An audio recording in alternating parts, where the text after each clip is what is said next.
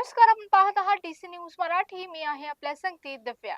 देशात मुलींना देवीचं रूप मानलं जातं, मात्र प्रत्यक्षात घडणाऱ्या काही घटना समाजाला काळीमा फसवणाऱ्या ठरत आहेत. पुणे जिल्ह्यातील 3.5 वर्षाच्या चिमुरडीवर लैंगिक अत्याचार आणि हत्या प्रकरणी संपूर्ण राज्यानं हलदावलं. या प्रकरणातील मुख्य आरोपी भीमराव कांबळे याला विशेष न्यायालयात हजर करण्यात आलं.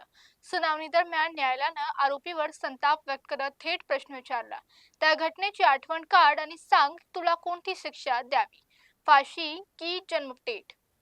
दोन्ही बाजूंचे युक्तिवाद ऐकल्यानंतर सरकारी वकिलांनी न्यायालयाला सांगितले की आरोपींनी तब्बल 39 मिनिटे निष्पाप चिमुरडीवर अमानुष अत्याचार केले. वैद्यकीय तपासणीतही लैंगिक अत्याचार झाल्याचं स्पष्ट झालं.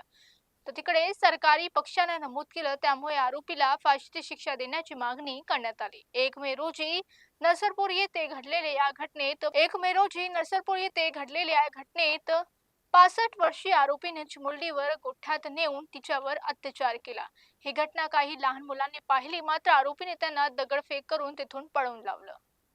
न्यायालयाने आरोपीला या प्रकरणात दोषी ठरवलं आहे. आता थांबूया इथेच. पाहत रहा डीसी न्यूज मराठी.